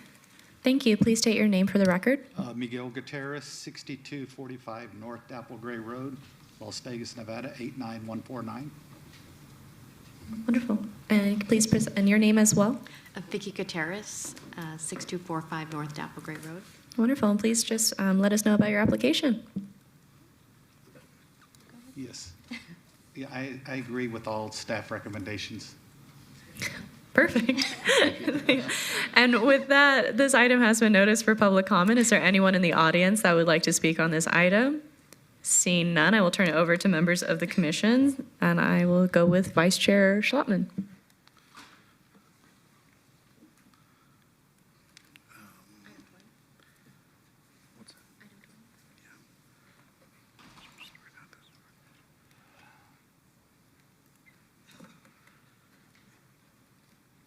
Give me one quick second. You didn't speak long enough. Willing to answer any questions for you. No. Would Vice Chair Schlottman, considering that staff recommends approval, I would definitely support a motion to approve, but if there's any comments, happy to hear them. Okay, no, I've reviewed this project and I didn't have any questions, so I'm ready to make a motion. Please do. On item number 20. Madam Chair. Commissioner Taylor? Apologies, Vice Chair. I just thank you through you, Madam Chair. I did try. We played phone tag a little bit today because I wanted to talk to you. I appreciate and respect staff's recommendation and their observations that because the landscaping waivers are in the back, it wouldn't really have an impact on some of the neighboring buildings, but because this is, basically like blacktop with de minimis trees, I just have some concerns about your parking lot and about the lack of trees in the parking lot to be able to mitigate that urban heat island impact in this area, which is, again, part of our urban core and one of the higher heat mapping areas. So I know that adding in, we don't want to do something that triggers additional variances, but I'm wondering if there was any way that you might be able to put in some carports or something that provides some shade in over that asphalt to mitigate those impacts. That was what I wanted to talk to you about. If I can speak. Yes, please do. What we were planning on doing after we had the structure up, we were going to add some solar panel shades over the top, a carport with the solar panels to kind of get rid of that blacktop effect. Because it does get hot back to the way the sun goes up, comes down. Right. So we were So planning is that on your plan? No, it's not on the plans, but that was going to be my future plan to put that on there, to add the Okay. carport slash Is solar panels. is it possible that you can put that on your plans prior to it moving up to city council? Yes, I guess we can. Yes. Okay. I think that would be a great idea if you did that. Okay. Or would it be possible just to If you were add able more to. trees? Would that be sufficient? I think, sorry, Madam Chair, I think if you added more trees, that would also do the same thing. That would allow you to, reduce that heat island effect, and I think that's one of the things Commissioner Taylor was trying to get to. So if that's more achievable for you in the short term, then yeah, I think that would be good to add. Yeah. Okay, we'll add some trees. All right. Madam staff. Chair, if I Chair, may through just you. interject, they are right is at that- their required parking requirement. So I would advise not to lose any parking spaces to adding trees. So if they could find other places to put in the trees, that would work. Okay. Okay. Nope, appreciate, thank you. And so with that, Vice Chair. Well, we're reducing parking at the beginning of this meeting. I'm joking. Yes. So take a look at it, see if you can stab a couple of trees in there where you don't reduce your parking. And I think that would go a long way to getting the council person's approval, hopefully. So anyways, on Vice Chair, on item number 20, 25-0617 SDR1, move to approve subject to staff's conditions, and you agree with all conditions of approved? Yes, I do. And the recommendation of getting plan and staff a new plan before city council? Yes. Okay, thank you. That is my motion. Commissioner Taylor? Aye.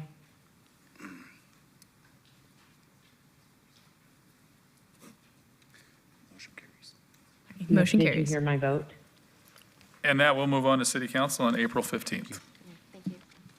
That brings us to item 2126-0012, applicant owner Lone Mountain Estates LLC, for possible action on the following land use entitlement project request at the southwest corner of Helena Avenue and North Grand Canyon Drive.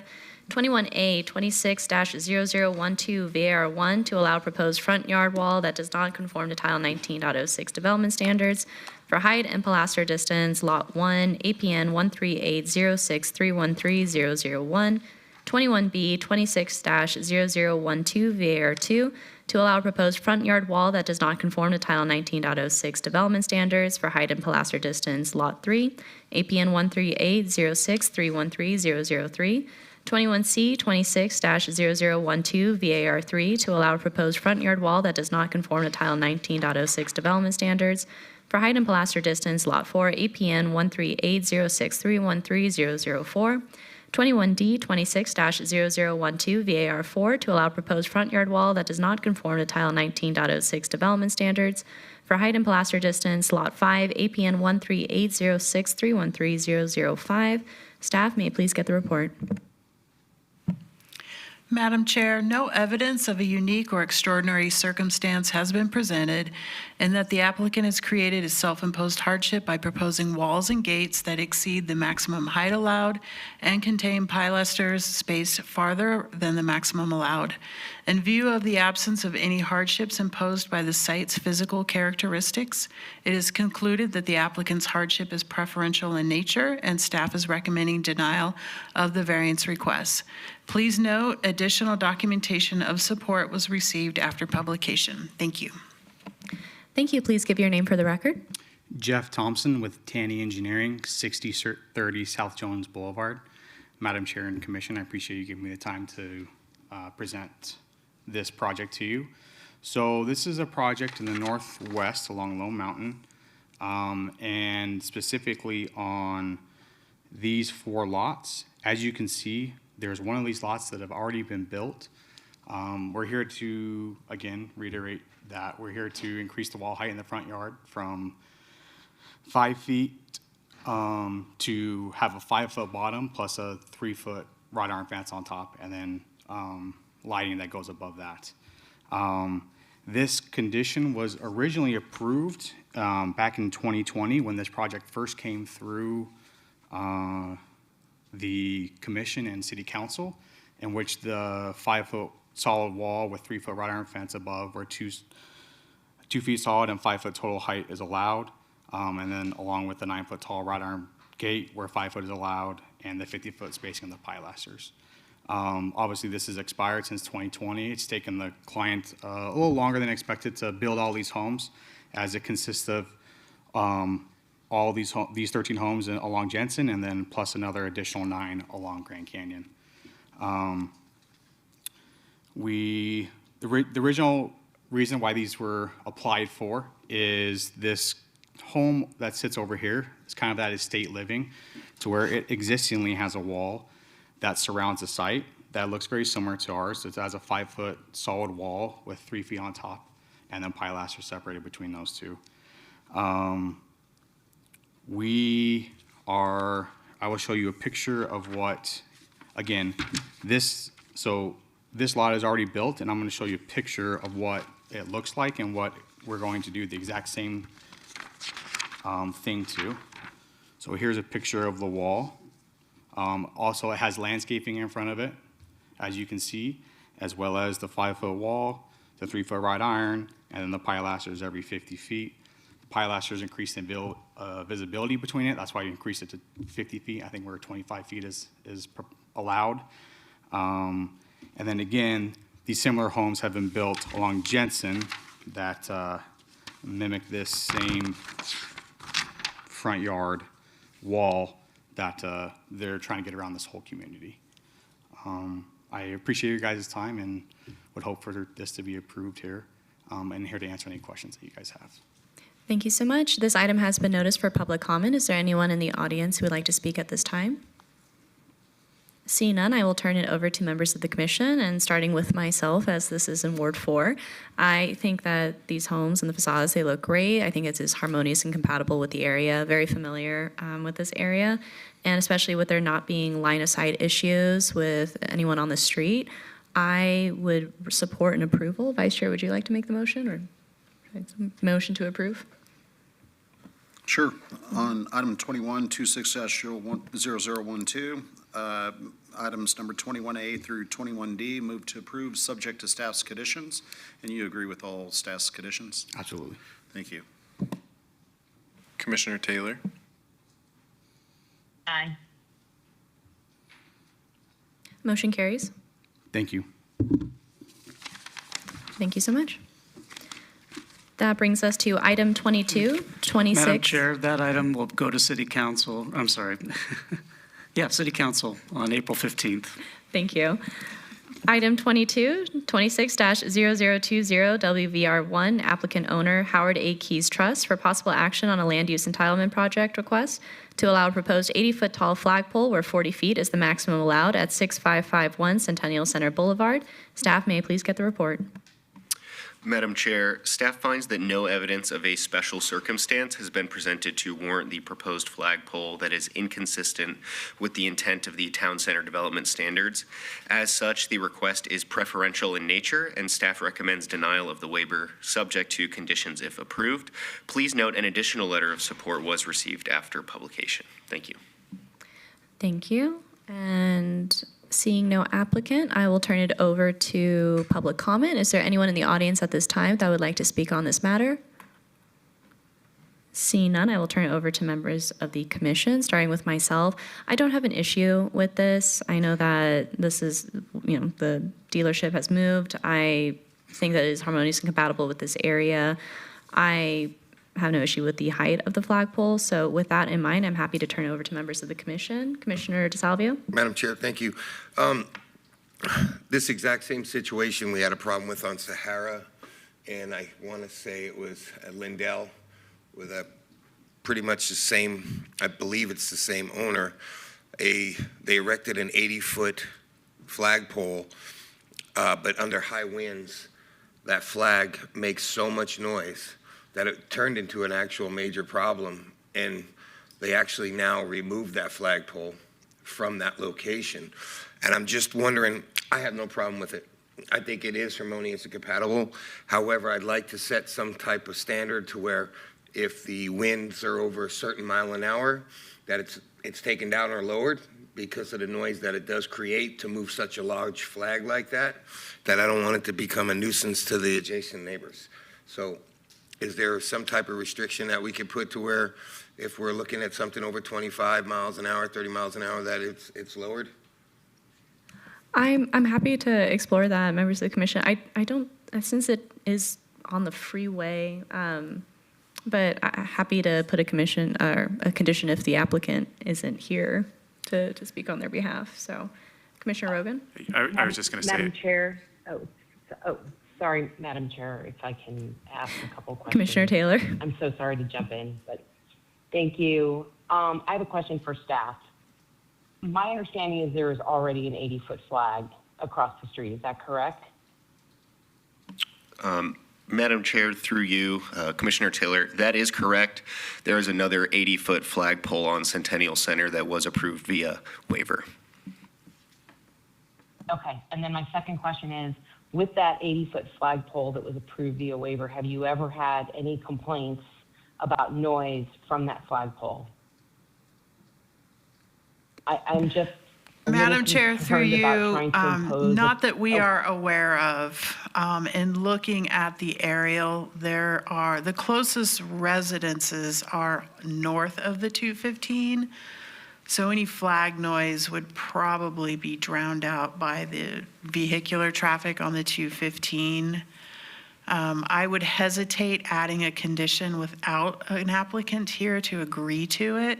This item will move forward to City Council. We can definitely reach out to the applicant, maybe put a limit on the size of the flag itself. I know the one that you're talking about, Commissioner DeSalvio, that particular flag itself was the size of a small home.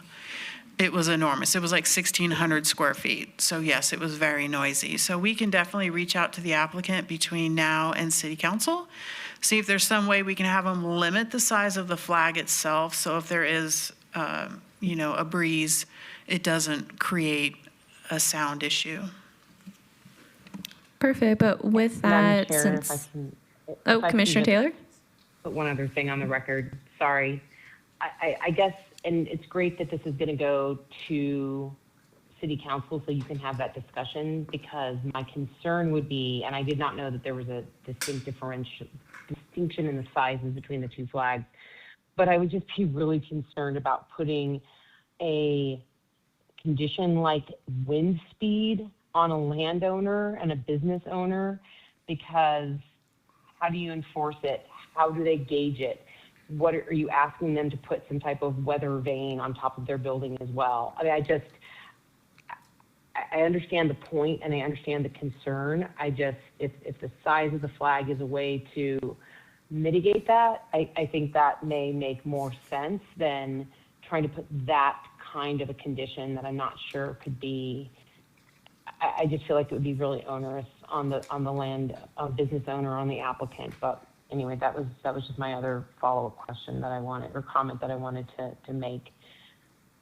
Thank you. Madam Chair, through you, Commissioner Taylor, we will reach out to the applicant and see if we can have a specific flag size placed as a condition instead of doing wind speed.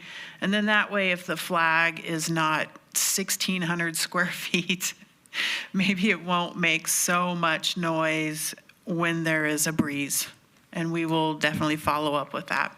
No, I appreciate that. And like I said, its location being on the freeway and there's not residential directly adjacent to it, I think I'm happy to make a motion now to approve.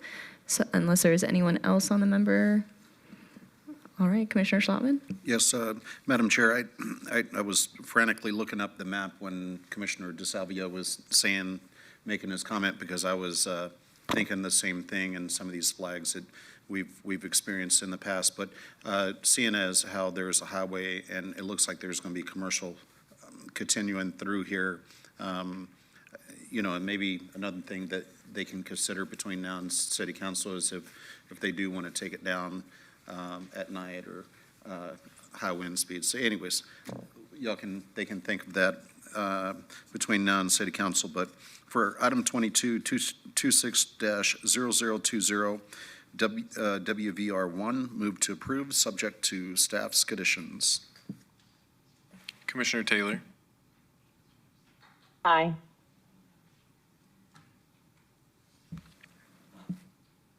Motion carries. And now we'll move on to city council on April 15th. That brings us to item 23, 26-0022, applicant Extra Space Storage, owner SONV 9770 West Cheyenne Avenue, LLC, for possible action of the following land use entitlement project requests at 9770 West Cheyenne Avenue, 23A 26-0022 SUP1, for a major amendment to an approved special use permit SUP 1105 for the proposed addition of units to an existing mini warehouse facility use, 23B 26-0022 SUP2 for a major amendment to an approved special use permit SUP 1107 for the proposed removal of storage spaces from an existing recreational vehicle storage and boat storage use, 23C 26-0022 SDR1 for a major amendment to an approved site development plan review SDR 1020 for a proposed two-story building addition and parking lot reconfiguration to an existing mini storage and recreational vehicle and boat storage development with a waiver of Title 19.08 building facade development standards. Staff, may I please get the report? Madam Chair, the proposed amendments are consistent with Title 19 minimum use requirements and previous conditions of approval, and the mini storage development will remain compatible with adjacent development. Staff therefore recommends approval of the requested amendments subject to conditions. Please note there were additional documents of protest received after publication. Thank you. Thank you. May I please get your name for the record? Good evening, Teresa Wolf, 6671 Las Vegas Boulevard South, 89119, here on behalf of the applicant. We're here before you today for a few amendments to special use permits that exist for an existing warehouse facility at the northwest corner of Cheyenne Avenue and Grand Canyon Drive. The adjustments that are going to be made to this site is currently in this area here is 2 rows of covered RV and trailer parking that they're going to remove and replace with a new 2-story building with a bunch of storage units. The existing building on the east end is actually a 2-story RV storage unit, and they're going to do some modifications internally to create 2 stories of a single-story second floor and a single-story first floor storage units. And then the existing building to the rear isn't changing. And then some parking is going to be modified for the new area that has the proposed building. All the off-sites and entrances and exits and driveways and landscaping are to remain. And the elevations of the new building will match the existing elevations of the existing building. And so we agree with all of staff's conditions. I am here to answer any questions and respectfully request your approval. Thank you so much. This item has been noticed for public comment. Is there anyone in the audience at this time that would like to speak? Seeing none, I will turn it over to members of the commission, starting with myself. I believe that I agree with staff recommending approval. I think it is still harmonious and compatible. I don't see an issue, obviously, to the north side, considering it's, I believe it's a solar plant. And then across the street, I think that there's enough distance that's not going to impact the residential units there. And so with that, I'm happy to follow along with staff's recommendation for approval. Vice Chair Schlotman. Yes, Madam Chair, through you, on item 2326-0022, 23A, B, and C, move to approve subject to staff's conditions, and you agreed all conditions have approved? Yes. Thank you. Commissioner Taylor? Aye. Motion carries. And that will move on to City Council on April 15th. Thank you.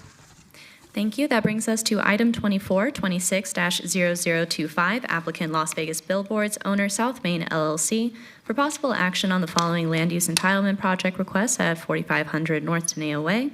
24A 26-0025 VAR1 to allow proposed off-premise sign to be constructed to a height of 65 feet where 55 feet is the maximum allowed. 24B 26-0025 SUP1 for a proposed 65-foot tall, 14-foot by 48-foot off-premise sign not qualifying as a city communication sign, used with digital LED electronic message illumination. Staff, may I please get the report? Madam Chairs, there is no unique or extraordinary circumstance related to the physical characteristics of the subject property that warrants the requested height variance. The hardship is deemed to be self-imposed, and staff recommends denial of the variance and special use permit subject to conditions if approved. Please note the revised staff report that includes comments and conditions from the Clark County Department of Aviation is located in your blue sheet packet. And note there were additional documents of protest and support received after publication. Thank you. Thank you. Please state your name for the record. Good evening. Lucy Stewart, 1930 Village Center Circle, representing the applicant, and with me is Mr. Greg Esposito. And as shown in your agenda, we do meet, we're on the west side of US 95 and north of Craig Road, and we do meet all the separation requirements from residential, from other off-premise advertising in the area. We have commercial to the south and residential to the north. And in your packet, the drawing that shows where the billboard is proposed and how it shows, it's a little misleading because it's a little bit above, it's shown a little bit above, like there's more clearance. So after this was submitted, we went out and put a crane and we flagged the site. And so as you can see, at 55 feet, the bottom third is cut off. And we barely clear the noise attenuation wall on the southbound lane. So, I mean, if 65 feet, it barely clears it. That gives us the ability to have the signage to be legible, to be able to read the entire thing. But we are also aware that we do have residential to the north, and so we are proposing a type of a technology, and so Mr. Esposito is going to discuss that. Thank you, Madam Chairwoman, members of the Commission. As Lucy said, Greg Esposito. Commissioner Schlottman brought up how about a month ago, I was in front of you with the same company, Las Vegas Billboards, but a different brand. This is a different brand, and this is the brand that actually makes the louver technologies that we talked about a month ago. To answer your question from many items ago, yes, this will have the same technology, the two different sensors, the backup, and automatic dimming, even if it's bad weather. If it's just timed bad weather, it wouldn't get any dimmer during bad weather. This is the amount of foot candles you would see from the ground if it was a standard billboard, a standard LED billboard. And now a foot candle is exactly as it sounds. If you held a candle a foot away from you, the amount of light you would see. And these numbers represent that metric if the billboard was completely white. It would never happen. I mean, no one advertises a completely white billboard. But if the billboard is completely white, this is how much light it would emit on the ground. That's how much light you would see on the ground with this billboard being 65 feet high.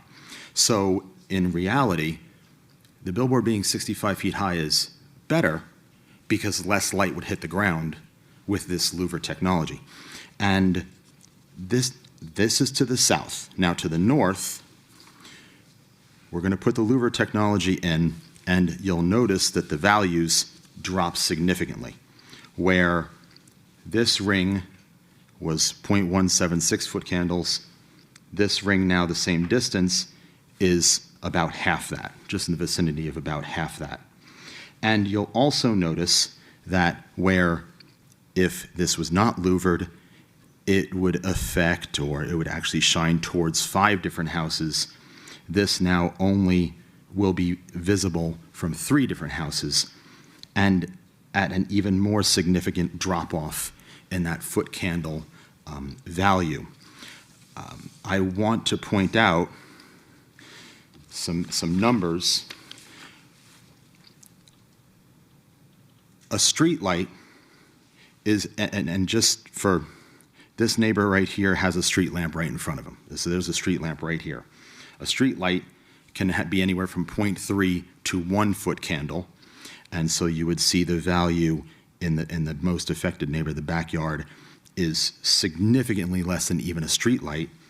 And a street light on a major road is 1 to 3 foot candles. And if we had a street level view, you would see that the freeway has a 4 light post right here, and there are multiple other ones. If you were to look at the street level from here, there's like four light posts on the freeway right here that are going to have far more of an impact than what this billboard will have. I'll also note that a parking lot light, especially in a commercial center like this, which there's one right here, a parking lot light lets out 2 to 10 foot candles. Now, I didn't go out there with a meter and measure how much this parking lot is, but in general, the existing light in this area is already far more than what we are proposing with these billboards. And so it should not have a noticeable negative impact on the neighbors compared to what's already there.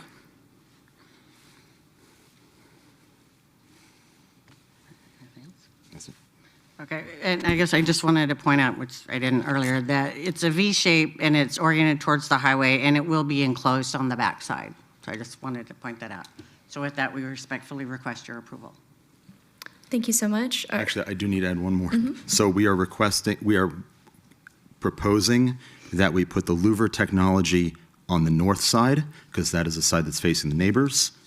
But we are going to leave the non-louvered technology to the south side because it's just facing commercial, so it would have no impact on anybody. Okay, and just for my edification, the reason for that is probably, I would say, it's cost prohibitive to use it. The louver technology and the different sign is significantly more expensive. Worth it for the neighbors, but No, understood. And so do you have any more comments or shall I? Perfect. With that, I will turn it over. This item has been noticed for public comment. Is there anyone in the audience at this time that would like to speak? Seeing none, I will turn it over to members of the commission, starting with myself. Now, normally, right, a digital sign in any kind of proximity to residential is usually subject to concern, but how it is angled, also considering its proximity to the existing freeway, which to your point does already have light sources, the space that already exists, the commercial, there is a lot of activity, light as well in the parking lot. And considering I do appreciate that you sent the materials ahead of time to give me a better understanding of the louver technology, I am willing to make a motion to approve. This is going to City Council though, correct? So this is going to move forward to City Council. So with that, I am happy though to address any comments from the Commission. Commissioner DeSalvio? Just a couple questions. So the purpose for this sign is for what? General advertising. For the business that it's in front of? No, it's a billboard just like any other you would see that has clients rotating every 10 seconds. The reason why, and the height, the reason why I had a problem last time you were before us, you had, I think it was a convenience store, and you had a sound wall, and totally justified to get that elevation in order to see it from the freeway. The problem I have with this one is I pass this place every single day, and I'll be passing it tonight on the way home. It is unobstructed, unobstructed. The whole frontage of that store, all the way down to that exit, is 100% open without a sound wall. So I have a problem with the height because you're really not doing any justice by raising it other than being back a whole exit or so way back from what your proposed picture is right there on the overhead. When you come in front of that property, that sound wall literally darn near ends at the, see that picture you got right where your finger is? It ends Yep, right- It ends right there where the houses are. And all the way down, all the way past that commercial is all open. So I can't get behind the height. I can get behind the sign with the louvers, but I just can't get behind the height. And I would agree, northbound, it is unobstructed, but southbound, because you do have, and they are traveling at high rates of speed, it does block it until you get right in front of the property. And of course, that's not really, you like are But viewing. you're talking probably 1/8 of a mile of wide open space to see it. And trust me, it's wide open. I just can't get behind your height. Understand. That's fine with your advertisement, but I just can't get behind the height. All right, with that, Vice Chair, I'm happy to support a motion for approval. On item number 24, 26-0025, 24A and 24B, I would move for approval, subject to conditions. And we agree to those. Commissioner Taylor? Aye.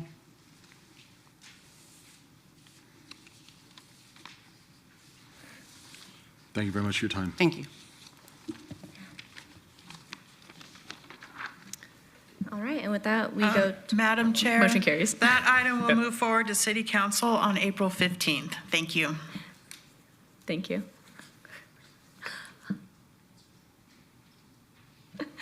And that takes us to item 26, 26-0030, VAR1, applicant owner 321 Beaumont Revocable Trust, for possible action on a land use entitlement project request to allow an existing residential accessory structure, casita, that does not conform to Title 19.06 development standards for setbacks at 321 Beaumont Street. Staff may please get the report.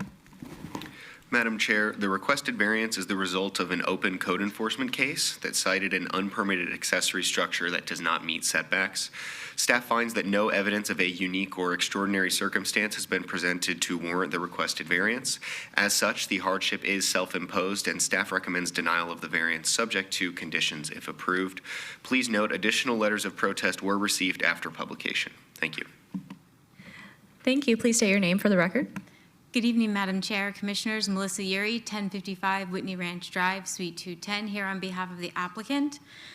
You can see here where the home is, and what happened is we have the residential accessory structure back here, I know staff had some issues looking for the permit, but the home was built in 1955, and building records are notoriously spotty from that time frame.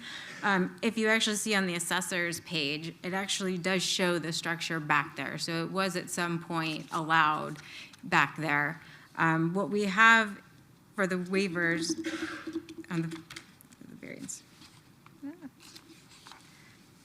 you can see here is that the setback to the, what is technically the east part of the property meets, and then to the north property line here, we're about 3 inches short from at the foundation, which is how the setback's measured. But the reason for the 1 foot and the 2 foot is because we have the architectural details from the roof eaves that actually hangs into the easement. So that's where the 1 foot and the 2 foot is. So we're asking for the 1 foot here to the east and the 2 feet to the north. And as you can see here, this is the accessory structure right here. So you can see there is quite a bit of space there, but this right here is that roof eave overhang, and that is where we happen to have the variance request. So if you see fit to approve it, we're happy to accept all of staff's conditions. With that, happy to answer any questions. Thank you. This item has been noticed for public comment. Is there anyone at the time who would like to speak? Seeing none, I will turn it over to members of the commission, starting with Commissioner Rogan. Thank you, Chair. Thank you for presenting, Ms. Yuri. I've forgotten. I think you told me that you had reached out to some of the neighbors. Can you just go into that a little bit more? Yes, so we did try to reach to the neighbor here to the north who's directly affected. They do have their structure there, but we did want to reach out and let them know that we were making this application. And so we did try to, this is a rented out property, so the property manager did go next door. They weren't able to get a hold of the neighbor. We did go ahead and send out a certified letter letting them know that we were making this application, giving our contact information, so if there were any questions or concerns, they could reach out, but we have not heard anything from that neighbor. Thank you for doing that. You know, this is one of those older neighborhoods where we don't know when that building was built. It could have been built to code way back when, and we're just unsure. I think that whatever it was, whether it was a shed and now it's been changed into something different, it's aesthetically compatible with the house. I did go through that neighborhood on Google Maps, and you can see that there's a lot of these types of outbuildings that likely, I mean, it's hard to measure on Google Maps, but likely are in the same boat as this homeowner. So I don't have any problems with it, given that it looks well constructed. And it is in the rear of the property and not visible from the street. Does anyone else have any comments or concerns? Okay. With that then, on agenda item 26, project 26-0030VAR1, I would make a motion for approval subject to any of all of staff's conditions. And Ms. Yuri, you agree to those conditions? Yes. Thank you. Commissioner Taylor? Aye.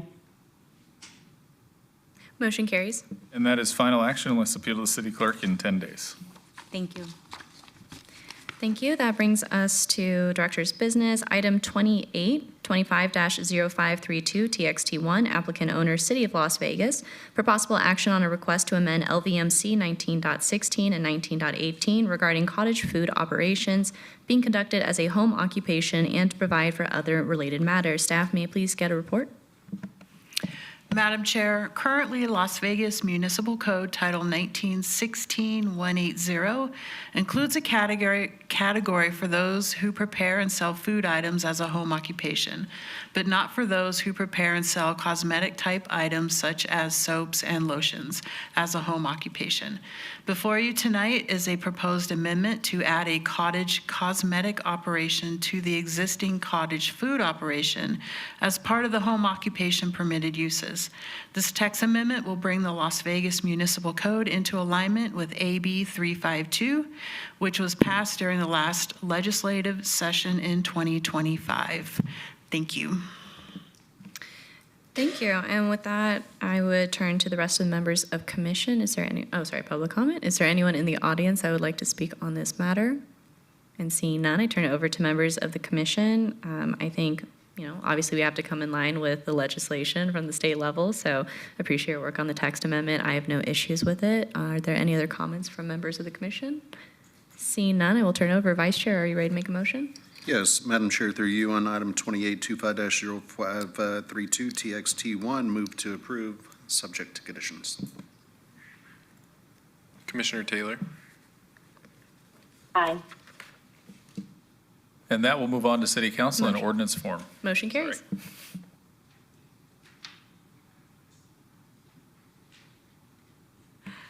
And with that, that takes us to item 31, 26-0077, DIR1, applicant owner, City of Las Vegas, discussion for possible action on a request for the First Amendment of the Cashman Development Agreement.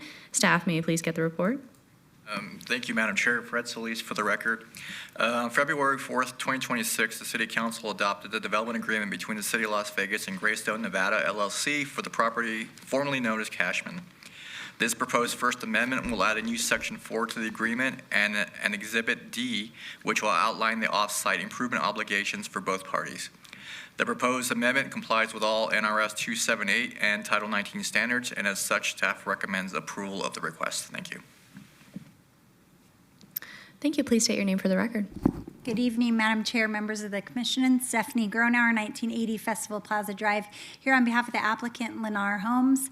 I think Fred covered it for the most part, so other than thanking staff very much for their negotiation and time and recommendation of approval, we'd very much ask for yours tonight.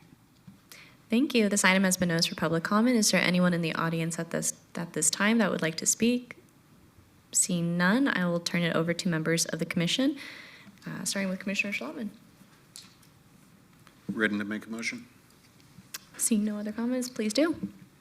Madam Chair, on item 31, 26-0077, DIR1, move to approve. Move to approve. Commissioner Taylor? Aye. Motion carries. And that will move on to City Council on March 18th. Thank you. Thank you. That takes us to item 32, 26-0079, DIR1, applicant City of Las Vegas, owner State of Nevada, Division of State Lands, discussion for possible action on a request for the First Amendment of the Grant Sawyer Development Agreement. Staff, may you please get the report?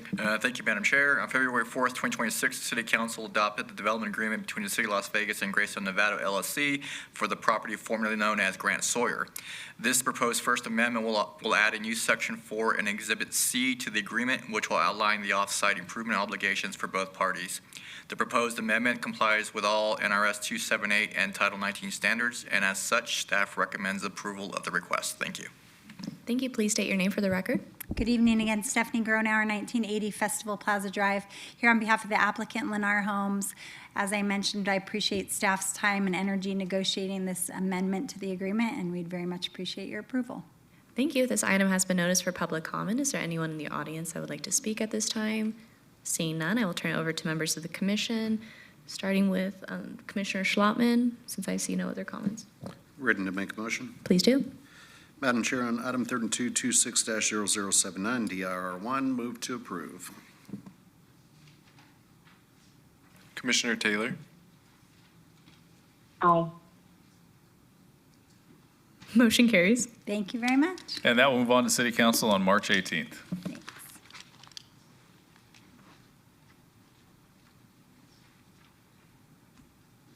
And that brings us to our final item, which is citizens' participation. Citizens' participation. Public comment during this portion of the agenda must be limited to matters within the jurisdiction of the Planning Commission.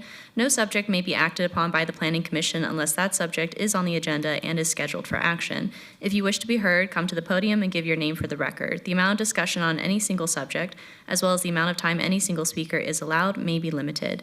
Is there anyone in the audience that would like to speak at this time? Seeing none, I will close citizens' participation, and with that, this meeting has been adjourned.